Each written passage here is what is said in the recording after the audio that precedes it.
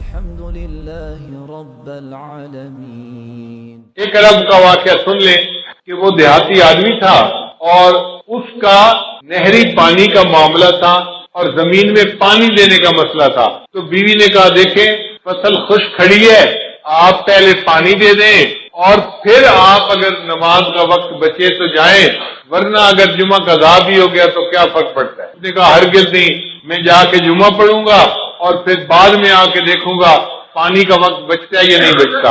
دونوں وقت ایک جیسے تھے، ادھر جمعے کا وقت تھا، ادھر پانی کا وقت تھا. خیر بیوی چپ ہو گئی. اب جب وہ جمعے کے لیے نکلنے لگا نا تو پتہ چلا کہ ان کا جو اونٹ تھا وہ کہیں بھاگ گیا تھا. تو بیوی نے پھر شور مچایا، دیکھیں ہمارے پاس اونٹ اتنا قیمتی ہے، سواری کے کام آتا ہے اور ہم دوسرا اونٹ تو خرید نہیں سکتے.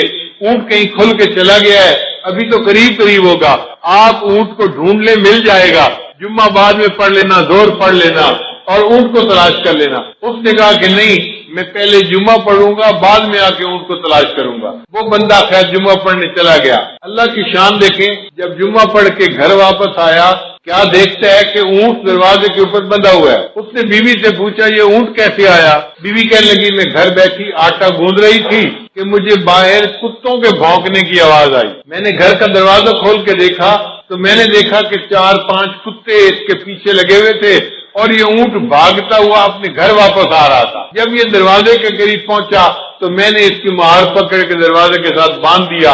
اللہ نے کتوں کے ذریعے سے اونٹ کو ویسے ہی گھر پہنچا دیا. اس نے کہا چلو اللہ نے میرا ایک کام تو کر دیا، اب میں جاتا ہوں اور جا کے زمین کو پانی بھی لگاتا ہوں. اللہ کی شان جب وہ پانی لگانے کے لیے گیا تو کیا دیکھتا ہے، اس کی پوری زمین کو پانی لگا ہوا ہے. وہ بڑا حیران کہ یہ پانی کیسے لگ گیا میری زمین کو. ابھی وہیں کھڑا تھا کہ اس کا جو ہمسایا تھا نا دیہاتی، وہ آیا زمیندار اور کہنے لگا بھئی مجھے معاف کرنا، میں نے اپنی زمین کو پانی لگانا تھا، میرا نمبر پہلے تھا، آپ کا نمبر بعد میں تھا. جب میں نے اپنے زمین کو پانی لگایا تو میرے اور تمہارے زمین کے درمیان جو سوراخ بنا ہوا تھا نا وہ کھلا ہوا تھا، مجھے اس کا پتہ نہیں تھا. میں اپنی زمین کو پانی لگاتا رہا، جب لگا کے دیکھا تو تمہاری زمین کو پورا پانی لگ چکا تھا. اللہ نے جمعہ کی نماز پڑھنے کے بدلے اس کی زمین کو پانی بھی لگوا دیا اور اس کے اونٹ کو بھی واپس گھر پہنچا دیا. ہم اگر نماز پڑھیں گے اللہ تعالیٰ ہمارے کاموں کو سنواریں گے اور ہماری سرپرستی فرمائیں گے. اس لیے نماز کو اہمیت دینی چاہیے اور ہرگز قضا نہیں کرنی چاہیے. اس کا اندازہ آپ اس بات سے لگائیے، عام دنوں میں ہم ظہر کی نماز 4 رکعت ادا کرتے ہیں، لیکن جمعہ کے دن جمعہ کی 2 رکعت فرض ہوتی ہے. غور کرنے کی بات ہے، اللہ رب العزت کو امام کا اپنی قوم کو نصیحت کرنا، خیر کی طرف بلانا اتنا اچھا لگا کہ اللہ تعالیٰ نے فرمایا کہ اس خطبہ کو میں 2 رکعت کے قائم مقام بنا کر اپنے حق میں تخفیف کر دیتا ہوں، 2 رکعت بھی جماعت سے ادا کر لو گے عبادت پوری ہو جائے گی. اسی حدیث پاک میں آتا ہے کہ جو آدمی اہتمام کے ساتھ جمعہ کی نماز ادا کرنے آتا ہے، غسل کرے، دھلے ہوئے کپڑے پہنے، خوشبو لگائے، کنگھی کرے اور وقت سے پہلے مسجد میں آئے، تو یہ عمل اللہ تعالیٰ کو اتنا پسند کہ اللہ تعالیٰ پچھلے جمعے سے اس جمعے تک کے درمیان کیے ہوئے تمام گناہوں کو معاف فرما دے. جمعہ کے دن ایک ساعت اجابت بھی ہے. نبی اسلام نے فرمایا کہ ایک گھڑی ایسی ہے، لمحہ ایسا ہے جمعہ کے دن کہ جب انسان دعا مانگے تو اس کی دعا اللہ رب العزت کے ہاں قبول ہو جاتی ہے. تو ساعت اجابت کہتے ہیں. بعض علماء نے فرمایا کہ جب امام خطبہ دیتا ہے تو 2 خطبوں کے درمیان جو توقف ہے، تھوڑا سا وقوف کرتا ہے، وہ جو وقفہ ہے وہ ساعت اجابت ہے، اس میں دعا کریں تو قبول ہوتی ہے. لیکن دوسرے علماء نے یہ کہا، محققین نے، کہ سیدہ فاطمہ الزہرا رضی اللہ تعالیٰ عنہا کی روایت ہے، وہ فرماتی ہیں کہ جمعہ کے دن عصر اور مغرب کے درمیان اللہ نے ساعت اجابت رکھی ہے. لہذا جو آدمی جمعہ سے دن عصر سے مغرب کے درمیان عبادت میں بیٹھا رہے، دعا کرتا رہے، تو یقیناً اس کی دعا اللہ رب العزت العزت کے ہاں جلدی قبول ہو۔ ویسے بھی جمعہ کے دن عصر کے بعد اپنی جگہ پر بیٹھے ہوئے ایک درود شریف پڑھے، اللہم صلی علی سیدنا محمد النبی الامی وعلی آلہ وسلم تسلیما، تو 80 مرتبہ پڑھنے پر اللہ تعالیٰ 80 سال کے گناہوں کو معاف فرما دیتے۔ جو اجتماع ہے کہ اللہ کے ہاں بڑی اہمیت کی دلیل، ساری دنیا میں اربوں مسلمان ہیں لیکن اپنی اپنی جگہ سب دعا مانگتے ہیں، ان کی دعا پر قبولیت کا وعدہ نہیں ہے اللہ کی طرف سے، لیکن اگر اس میں سے چند لاکھ میدان عرفات میں حج کے موقع پر اکٹھے ہو جاتے ہیں، اب ان کا اکٹھے ہو کر دعا مانگنا اللہ کو اتنا پسند آیا، فرمایا کہ میدان عرفات میں جو بھی دعا مانگتے ہیں اللہ تعالیٰ سب دعائیں قبول فرما لے۔ تو یہ مل کر مانگنا بھی اللہ کے ہاں ایک مقام رکھتا ہے۔ بزرگ سے مجمع میں دعا مانگتے کہتے دعا قبول ہو گئی۔ اس نے کہا کہ حضرت آپ کو کیسے پتا؟ فرمایا بھائی اتنے لوگ اگر کسی دنیا دار کے دروازے پہ پہنچ جائیں اور اس سے ایک درہم ایک چونی مانگے تو وہ اتنے ہزاروں لوگوں کو چونی دے کے بھیجے گا یا خالی؟ اس نے کہا جی اتنے لوگوں کو تو خالی نہیں بھیجے گا، لحاظ کرے گا۔ فرمایا اس سخی کے لیے چونی دینا مشکل کام ہے، اللہ رب العزت کے لیے اپنے بندوں کو معاف کر دینا یہ آسان کام ہے۔ اب دیکھیے اس جمعے میں خطیب نچوڑ کیا نکالتے ہیں اپنے خطبے کا، واعظ و نصیحت کی باتیں کر کے آخر پر خطیب یہ کہہ رہا ہوتا ہے کہ وَلَذِكْرُ اللَّهِ تَعَالَى أَعْلَى وَأَوْلَى وَأَجَلُّ وَأَتَمُّ وَأَهَمُّ وَأَكْبَرُ وَاللَّهُ يَعْلَمُ مَا تَصْنَعُونَ۔ یہ پوری کی پوری نصیحت کا نچوڑ ہوتا ہے۔ اس سے اللہ تعالیٰ کی یاد کی اہمیت کا اندازہ لگا لیجئے۔ اسی لیے جو لوگ جمعہ کا اہتمام نہیں کرتے، اپنے گھروں میں بیٹھے رہتے ہیں، جب دوسری اذان ہوگی تو آئیں گے، کبھی آتے ہیں کبھی نہیں آتے، تو وہ بہت بڑی فضیلت سے محروم ہو جاتے۔ حدیث پاک میں آتا ہے کہ نبی علیہ الصلوۃ والسلام نے ارشاد فرمایا لوگ جمعہ کی نماز چھوڑنے سے باز رہیں ورنہ اللہ تعالیٰ او لیختتمن اللہ علی قلوبہم ثم لیکونن من الغافلین، اگر وہ جمعہ کی نماز چھوڑیں گے اللہ تعالیٰ ان کے دلوں پر مہر لگا دیں۔ تو دلوں پہ مہر جباریت لگا دی جاتی ہے جو انسان جمعہ کی نماز میں غفلت کرتا ہے۔ اور ویسے بھی سوچئے قوم یہود نے یوم الست کی ناقدری کی تھی، یوم السبت کی ناقدری کی تھی۔ ان کو کہا گیا تھا کہ اس دن تم نے مچھلیاں نہیں پکڑنی، مگر انہوں نے ہیلے بہانے سے اپنی مرضی پوری کر لی۔ تو یوم السبت کی ناقدری کرنے پر قوم یہود کی شکلیں ظاہر طور پر اللہ نے مسخ کر دی تھیں۔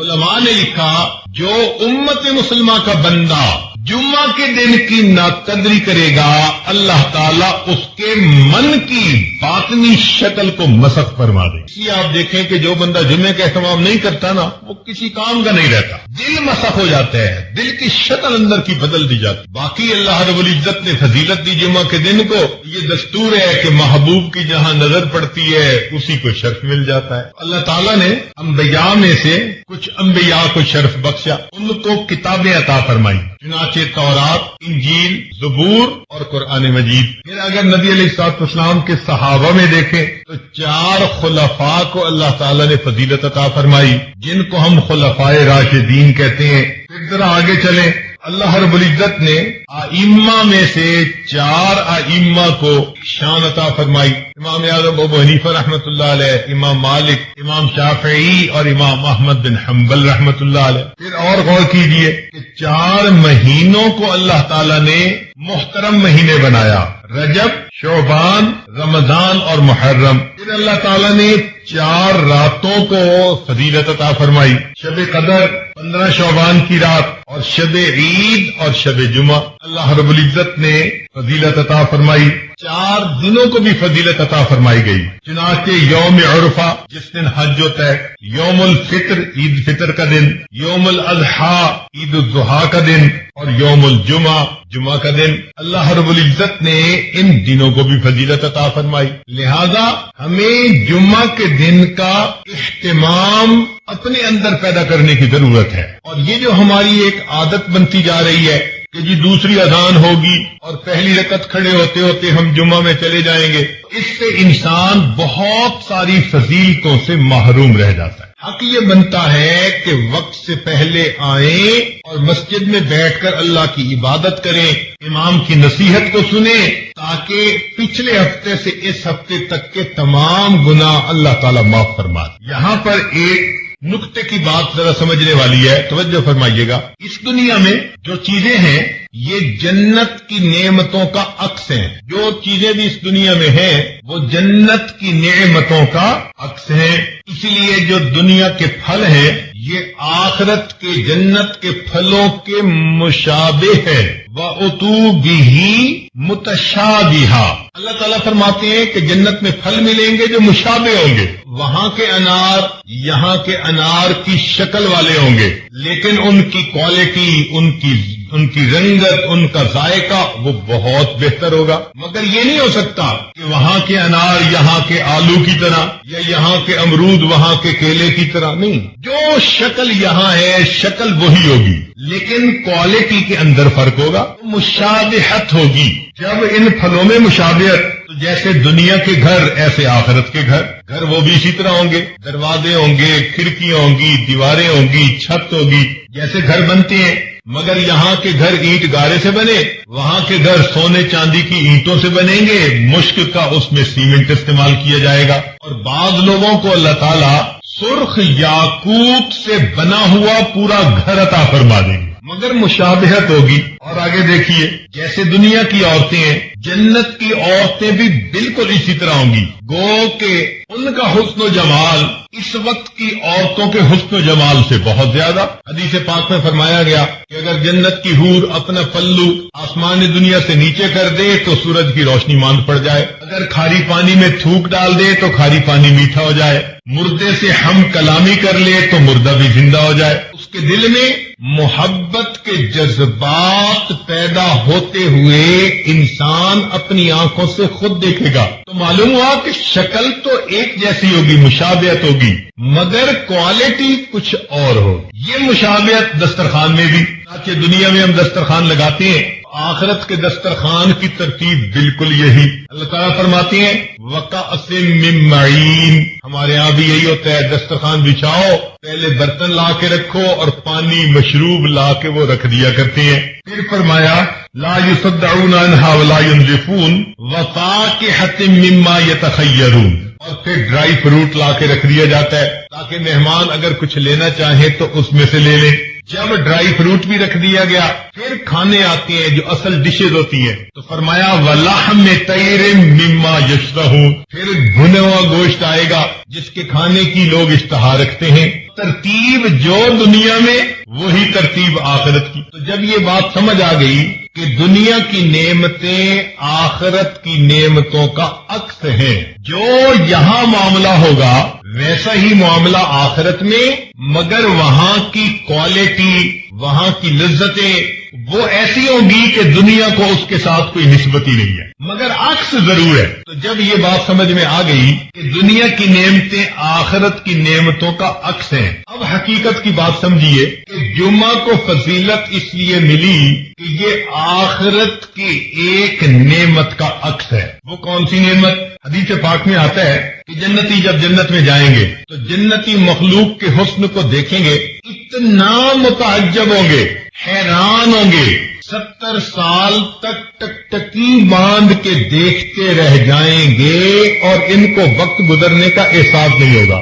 جیسے کوئی خوبصورت چیز دیکھو تو انسان دیکھتا رہتا ہے متحیر ہو کر، تو جنتی مخلوق کا حسن اتنا ہوگا کہ یہ حیران ہو کر 70 سال دیکھتے رہ جائیں گے، وقت گزرنے کا پتہ نہیں چلے گا۔ جنتی وہاں زندگی گزاریں گے۔ حدیث پاک میں آتا ہے کہ جب جنتی اپنی زندگی انجوائے کرنے لگ جائیں گے، اللہ تعالیٰ جنتیوں سے خطاب فرمائیں گے فَاسْأَلُونِي مَا شِئْتُمْ، میرے بندو مانگو مجھ سے تم کیا مانگتے ہو۔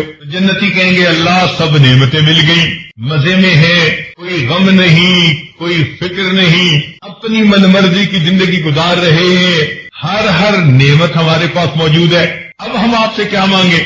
اللہ تعالیٰ فرمائیں گے تم اپنے علماء کی طرف رجوع کرو، وہ تمہیں گائیڈ کریں گے کہ تمہیں کیا چاہیے۔ چنانچہ جنت میں بھی ہمیں اپنے علماء کی ضرورت رہے گی، دنیا میں تو رہتی ہے، جنت میں بھی رہے گی۔ جنتی اپنے اپنے علاقے کے علماء جو جمعہ پڑھاتے تھے ان کی طرف رجوع کریں گے، پوچھیں گے جی اللہ تعالیٰ نے فرمایا کہ پوچھو علماء سے تو بتائیں اور کیا مانگے، ہمیں تو کچھ سمجھ نہیں آ رہا ہم کیا مانگیں۔ علماء کہیں گے کہ اگرچہ بہت نعمتیں مل گئیں، ایک نعمت ابھی باقی ہے۔ کون سی نعمت؟ کہ اللہ تعالیٰ نے فرمایا تھا وَلَدَيْنَا مَزِيدٌ، ہم جنت میں تجھے آپ کو ایک مزید نعمت عطا فرمائیں گے، یعنی اللہ تعالیٰ جنت میں جنتیوں کو اپنا دیدار عطا فرمائیں گے، اور ابھی تک ہمیں اللہ تعالیٰ کا دیدار نہیں ہوا، یہ نعمت ابھی باقی ہے۔ تو بس یہ سنتے ہی جنتی وجد میں آئیں گے، عشق و مستی میں، اور اللہ تعالیٰ سے جنتی فریاد کرنے لگ جائیں گے، اللہ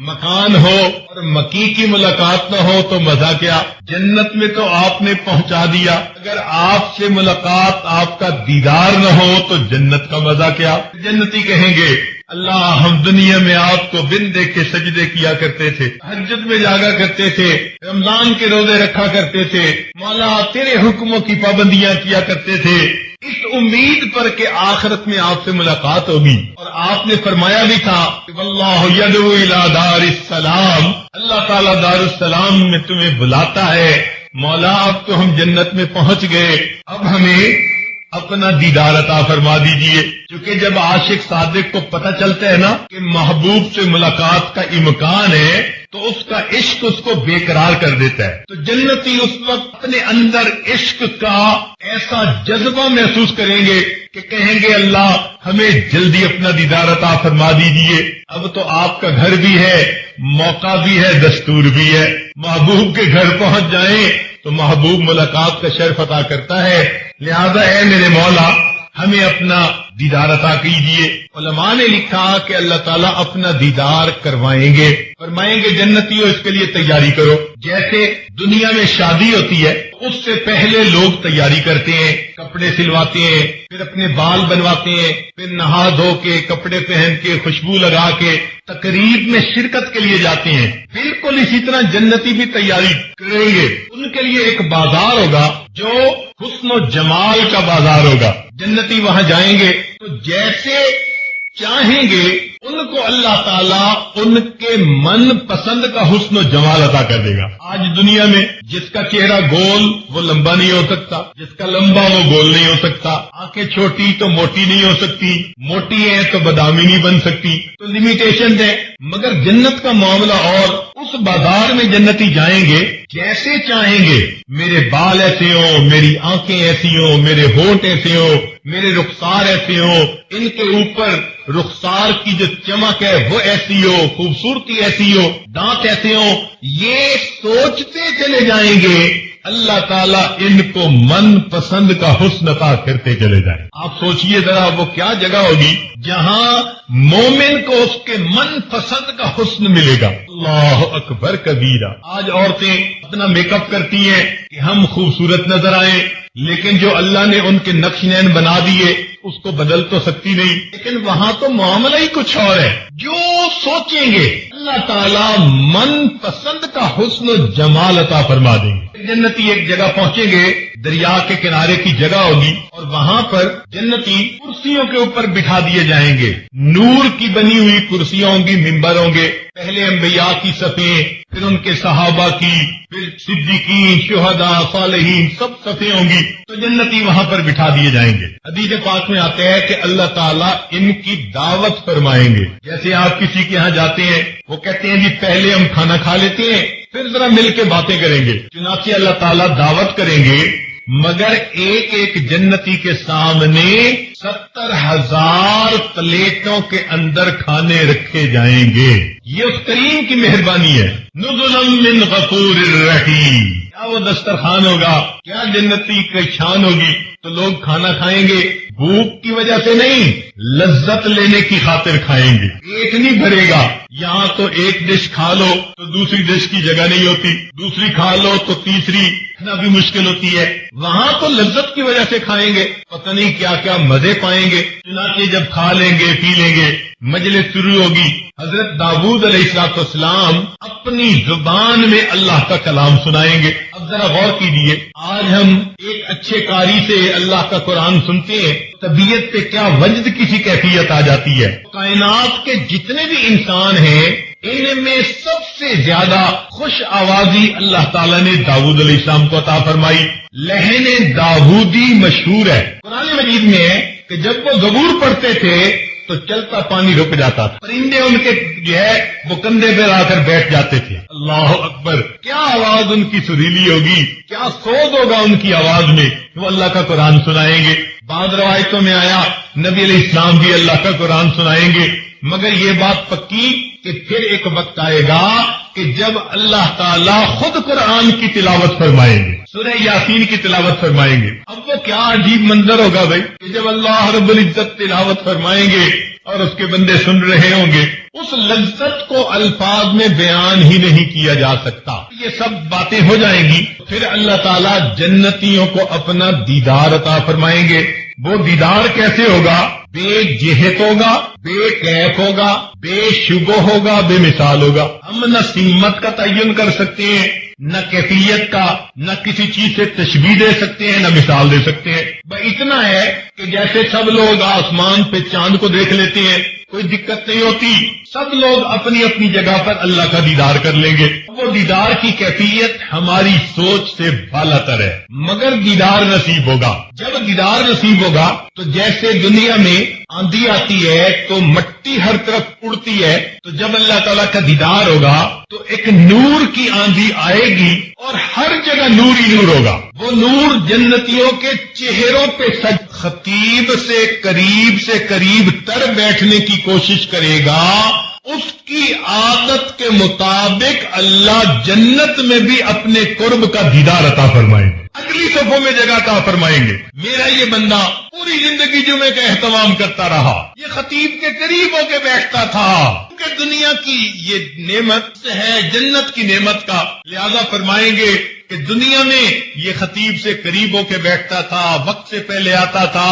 لہذا یوم مزید جب اللہ رب العزت کا دیدار ہوگا تو اس بندے کو بھی اگلی صفوں میں اللہ تعالیٰ جگہ عطا فرما دے. امام ربانی مجدد ثانی رحمت اللہ علیہ نے ایک نکتہ لکھا, فرماتے ہیں کہ جس کیفیت کی نماز بندہ دنیا میں پڑھے گا اللہ تعالیٰ اسی طرح اس کو جنت میں اپنا دیدار عطا فرمائیں گے. وہ کیسے؟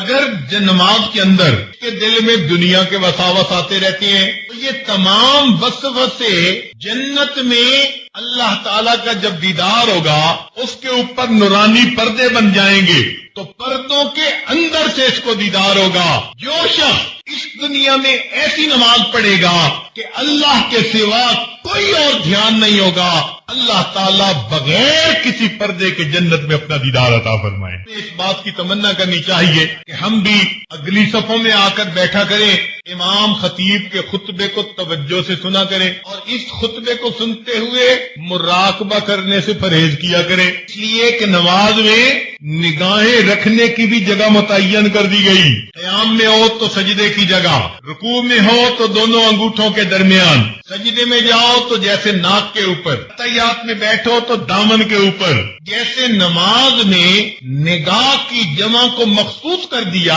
اسی طرح خطبے کے دوران مومن کو کہا گیا تم خطیب کی طرف متوجہ رہو, یہ سوچتے رہو اللہ آج تیرا پیغام پہنچانے والے کے چہرے کو دیکھ رہے ہیں, اس نعمت کے بدلے تو جنت میں ہمیں اپنے چہرے کا دیدار عطا فرما دے. آج کا یہ جمعہ اس دن کا عکس ہے, یوم مزید کا. لہذا اہتمام کے ساتھ جمعہ کے دن مسجد میں آیا کیجیے اور امام کی بات کو سنا کیجیے. ہم نے علماء ماوراء النہر کا اس معاملے میں ایک عجیب عمل دیکھا. پاکستان کی بات ہے, مسجد میں جمعہ کا نماز پڑھانی تھی. ہم فجر کے بعد سفر کر کے وہاں پہنچے, جاتے ہی سو گئے. خیال تھا کہ 2-4 گھنٹے آرام کریں اور اس کے بعد اٹھ کے 1 گھنٹہ پہلے جمعہ کی تیاری کر لیں گے. ہمارے یہاں دستور ایسا ہی ہے کہ اگر 1 بجے جمعہ ہونا ہے سمجھتے ہیں کہ 1 گھنٹہ پہلے وضو کریں گے اور تیاری کریں گے، اور اذان دوسری جو ہے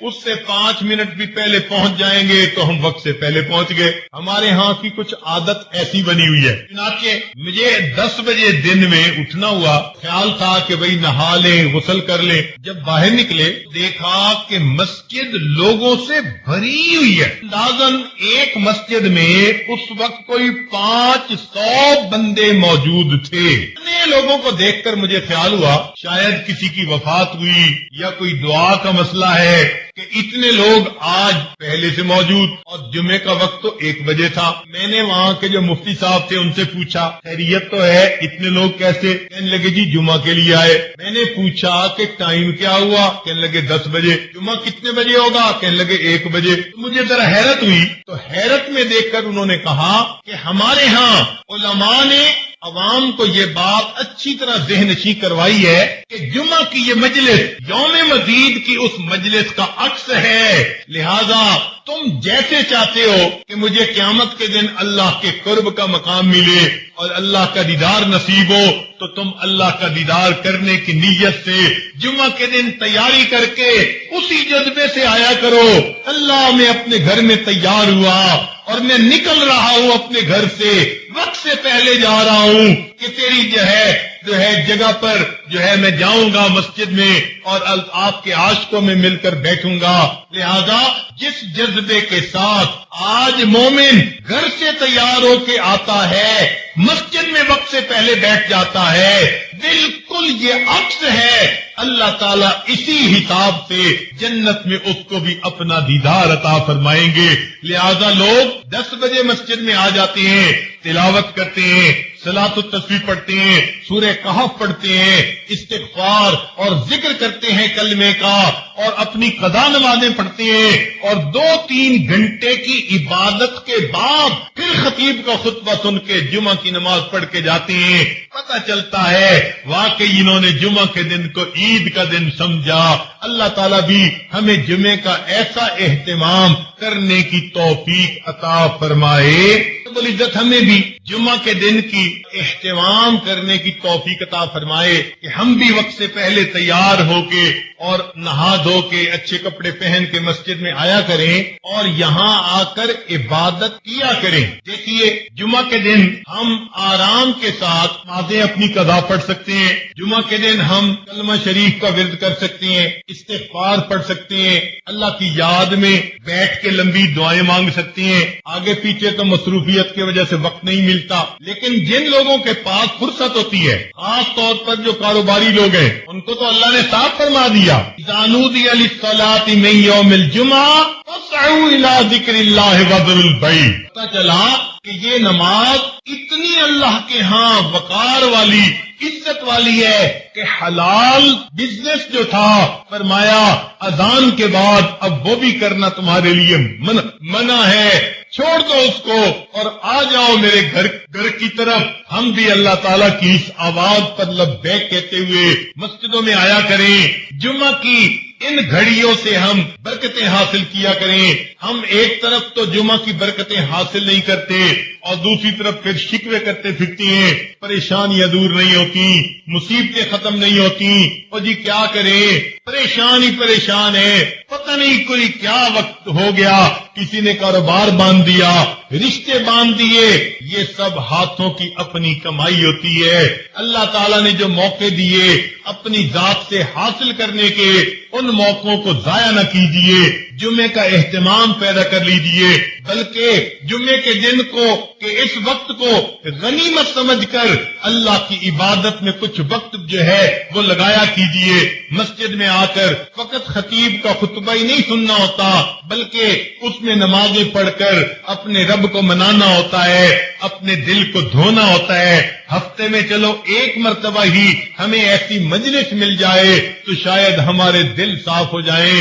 یہ دل کی گندگیاں، یہ دل کے پیمانے جو اس وقت آج خاموش ہو چکے ہیں، دل کے نئے خانے مئے مغرب نے کر ڈالے خاموش، جو آج یہ اندر کا سواد ختم ہو چکا، ہم مسجد میں آیا کریں اور اللہ تعالیٰ سے لو لگا کر بیٹھیں، میرے مولا مہربانی فرما دیجئے گا، ہمارے حال پر رحمت کی نظر فرما دیجئے گا، ہماری اندر کی کیفیت بنے گی۔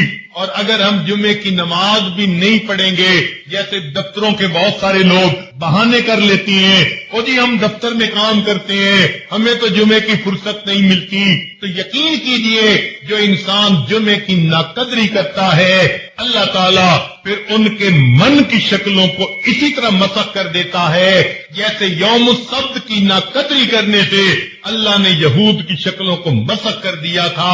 چنانچہ مشہور واقعہ ہے، امام شاہ ولی اللہ محدث دہلوی رحمت اللہ علیہ کے بیٹے شاہ عبد العزیز رحمت اللہ علیہ، وہ اپنے گھر کے قریب مسجد بنی ہوئی تھی جس کو مسجد بیت کہتے ہیں، وہیں پر اپنی نمازیں 5 جماعت کے ساتھ ادا کر لیتے تھے، لیکن جمعہ کی نماز کے لیے گھر سے چل کے دہلی کی جو شاہی مسجد ہے وہاں پر آیا کرتے تھے۔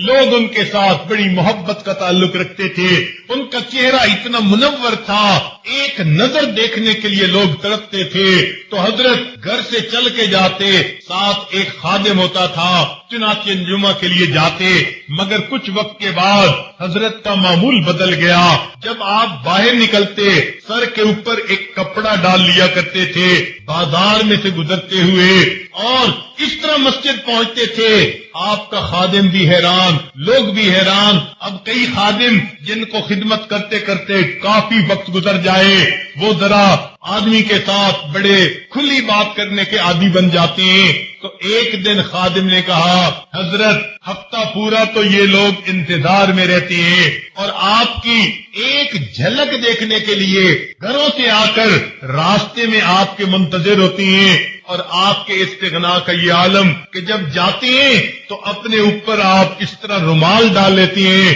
کہ ان کو چہرہ ہی نظر نہیں آتا۔ یہ کیا بات ہوئی؟ جب حضرت نے یہ بات سنی تو اپنا رومال اتار کر اس کے سر کے اوپر ڈال دیا۔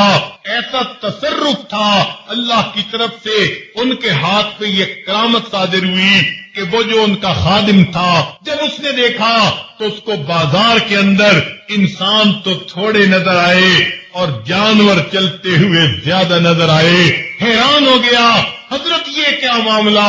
فرمایا اللہ تعالیٰ نے میرے دل کو اتنا صاف کر دیا ہے، یہ آئینہ بن گیا ہے اور لوگوں کے اندر کی شکلیں اس آئینے کے اندر مجھے دکھائی دیتی ہیں، اس لیے میں جو اپنے سر کے اوپر کپڑا کر لیتا ہوں، میں ان کو اپنے دیدار سے نہیں روکتا بلکہ میں اپنی نگاہوں کو بچاتا ہوں، میرے دل میں کوئی بدگمانی کسی کے بارے میں پیدا نہ ہو جائے کہ میں نے اللہ کے بندوں کو ان کی اصلی شکلوں کی حالت میں دیکھا۔ بالکل اسی طرح کا واقعہ حضرت امام جو ہے احمد علی لاہوری رحمت اللہ علیہ، امام التفسیر جو تھے، ان کے بارے میں آتا ہے، اپنی بات وہ خود سنایا کرتے تھے، اپنے درس قرآن میں فرماتے تھے کہ میں ایک مرتبہ بازار میں جا رہا تھا، میں نے ایک اللہ کے ولی کو دیکھا، میں نے قریب ہو کر ان کو سلام کیا، جب سلام کیا تو انہوں نے مجھ سے سوال کیا احمد علی انسان کہاں بستے ہیں؟ جب میں نے ان کی یہ بات سنی تو میں نے ادھر ادھر دیکھا، بازار لوگوں سے بھرا ہوا تھا، میں نے کہا کہ یہ سب انسان ہی تو ہیں۔ انہوں نے یہ بات سن کر ایک حیرانی کی نظر ڈالی اور فرمانے لگے یہ سب کے سب انسان ہیں۔ فرمایا ان کی آواز میں کوئی ایسی تاثیر تھی، میرے اوپر ایسی کیفیت ہو گئی کہ میں نے جب دیکھا تو مجھے بازار کتے بلے خنزیر سے بھرا نظر آیا، کوئی شکل انسانوں والی تھی۔ فرماتے ہیں جب میری یہ کیفیت ختم ہوئی میں نے دیکھا کہ وہ اللہ والے جا چکے تھے۔ حضرت یہ واقعہ سنا کر اپنے درس قرآن میں کہا کرتے تھے کہ لوگوں رب تو سب کا ایک، یہ کہا کرتے تھے کہ لوگوں رب تو سب کا ایک، رب کا کوئی ایک، لوگوں رب تو سب کا ایک اور رب کا کوئی قسمت والا ہوتا ہے جو واقعی اپنے آپ کو کبیرہ گناہوں سے بچاتا ہے اور اپنی من کی شکل کی حفاظت کر کے اندر سے بھی انسان والی حالت پہ زندگی گزارتا ہے، ورنہ تو آج خواہشات کی اتنی اتباع ہونے لگ گئی، شیطان کے رستے پہ اتنا چلنے لگ گئے کہ ظاہر کی شکل انسانوں والی ہے اور من کی شکل تو اللہ جانتا ہے کیا ہے۔ اللہ تعالی ہمارے من کی شکل کو بھی انسانوں والا بنا دے۔ ہمارے حضرت مرشد عالم رحمت اللہ علیہ ایک عجیب بات فرمایا کرتے تھے، فرماتے تھے حال دل جس سے میں کہتا کوئی ایسا نہ ملا، حال دل جس سے میں کہتا کوئی ایسا نہ ملا، بت کے بندے تو ملے اللہ کا بندہ نہ ملا۔ آج جس کو دیکھو کوئی دولت کی ہوس میں، کوئی کسی حسن و جمال کی پرستش میں غیر کی طرف دل اٹکے ہوئے ہیں، اور اللہ کی محبت میں ڈوب کر زندگی گزارنے والے بہت کم نظر آتے ہیں۔ اللہ تعالی ہم پر آج کی اس محفل میں اپنا رحم فرمائے، ہماری من کی شکلوں کو بھی اللہ صحیح کر دے اور ہمیں جمعہ کی اس نماز کا اہتمام کرنے کی توفیق عطا فرما دے، اور اس نعمت کے بدلے اللہ جنت میں ہمیں اپنے دیدار والی نعمت عظمی بھی عطا فرما دے۔